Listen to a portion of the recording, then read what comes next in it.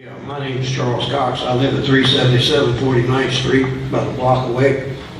Now, this is the first time I've seen this here. An appropriate access point to the Montebello neighborhood must be negotiated and secured. Explain that to me, and where do you think, where would this possibly open up the neighborhood to Montebello end here? And then I've got other questions. But this is my main concern right here, because I'm like Bob here. I live down here on Harvard Avenue, and already these kids, since the power company come in and took out that tree line, but you got kids coming through there. I seen the first time 2 kids with bicycles. Next time it was 7 kids with the bicycles. They come through there. They stole my tomatoes in the past and stuff like this here. So my main concern is this access point right here. Explain to me what you've got in mind for that, and then we'll address some of this other stuff. Sure.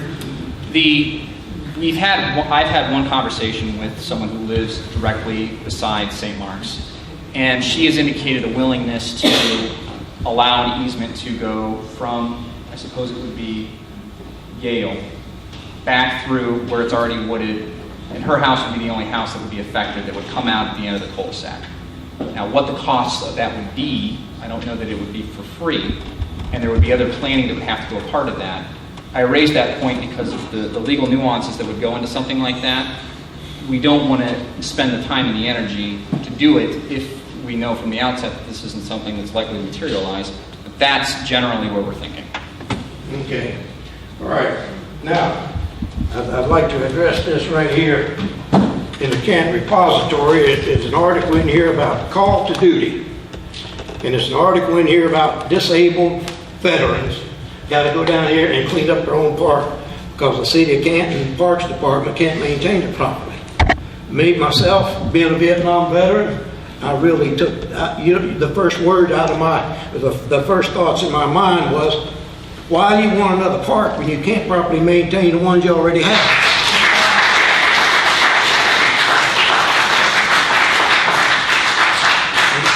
All right, go ahead and address that, and I got some more questions. No, I'm happy to address that.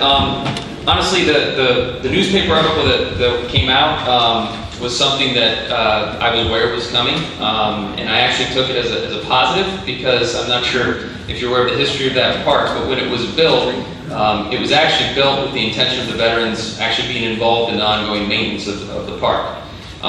Over the last several years, there has been some veterans groups working on it. There have been other cases where they haven't. The city does have a fund to maintain it. I'll be honest, I didn't think that out of all of our parks, that's one of our more highly maintained parks. And That should be number 1 on your list. No, and quite frankly, we thought it was in pretty good shape. The veterans took a look at it and said we'd like to pick it up a notch and do a couple extra things. So I didn't view it as a negative. We viewed it as them taking an extra level of maintenance, but certainly we try to take a strong maintenance approach to all of our parks. With the park levy, that has made a big difference in us being able to get to these. We've added 2 new employees. But as a part of this master plan, as Edmund and I both talked about, we do have probably too many parks in this city. And the next answer is, well, then why are we looking for one here? I understand that. It's not even so much that we have so many, and we do have some that are just not being used, like Northview, that we need to get rid of. There's probably 9 parks like that we have to mow, and we aren't able to get to other parks as quickly that do get used regularly. However, because of that, we're looking at the entire city, and while we have a lot of parks and probably too many, we have some places where there's 3 or 4 parks right on top of each other, in other areas of town like this that don't have any. So I understand your concerns about maintenance. It's a challenge for us for all of our parks and something that we're improving upon. But because this park is set up the way it is, we think after the initial investment, the ongoing maintenance is going to be relatively routine. So you have some other questions? Yeah, I've got some other concerns. My wife and I, we were looking for a house about 5 years ago. We lived in Perry Heights. We had a nice home. And we looked for 2 or 3 months. And somehow we wandered into this neighborhood here. And I come through here and we just fell absolutely in love with this neighborhood. You know, it's a nice, quiet, mature neighborhood. We come through here, we see people out walking their dogs, you know, and me and my wife, man, we'd really like to live here. So probably 2 or 3 times a week we would drive through here and say, "There's a home for sale." The home came up, we jumped on it, and now we live down here. Now I'm retired. I sat down here on my porch and drink my coffee or iced tea or whatever.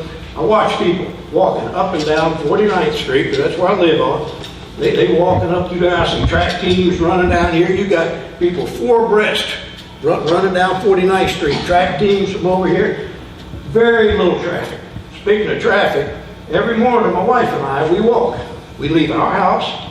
We go up 49th Street, and we go over the hill here, go up Fraser, cross 44th, down Santa Clara, over to, I believe that River Quest. Is that street? We come around here, and then we come on around up Logan and back home. And we're lucky if we see 2 or 3 cars, with the exception of 44th Street, when we're trying to cross 44th Street. It's a little dangerous there. But this neighborhood is so quiet and so peaceful, and we like to maintain it that way. And when I heard about them wanting to build a park here, I came up and I spoke with the Reverend, very, very nice guy, very nice. And I appreciate his conversation. But anyway, I went out and I started talking to people, just to get their opinions on this. And I probably talked to 30, 35 people. Of those people that I talked to, one person was for the park. Now, I ain't talked to everybody, don't get me wrong. Just people that I talked to. I mostly went up 49th Street.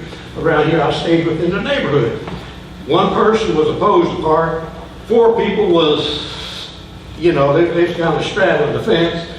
But most of the people did not want a park because they felt that this would bring traffic. The number one is traffic through this neighborhood. Crime. Well, I got this stuff wrote down. I can't remember everything here. All right. Now this is input that I have from the people. All right. Becoming a habitat for homeless. Drug, sex, alcohol-related problems. Destroying a natural wildlife sanctuary. Destroying a quiet, peaceful neighborhood, increased traffic, creating traffic problems with you got family reunions and stuff out there. People going to be partying, they're going to be drinking, and people's out here walking their dogs. You're going to run into problems here. And then a couple of them, they talk about becoming a hangout for people, didn't have nothing else to do and things like that. And speaking of that, when I was growing up in the southwest end of Canton, I hung out at a park down there at 15th Street. And there was a park supervisor there during the day, during the hours in the summertime. He was a school teacher. But after he left, then the guy that we called, well, we didn't call him that, but today he'd probably be like the Fonz. He'd come riding in his Harley, and he would give us cigarettes and take us for rides on his bikes and stuff like that. Now, I smoked my first cigarette in the park down there. and I might have been 13 years old. And it was because of that. So those are our concerns. All right, thank you.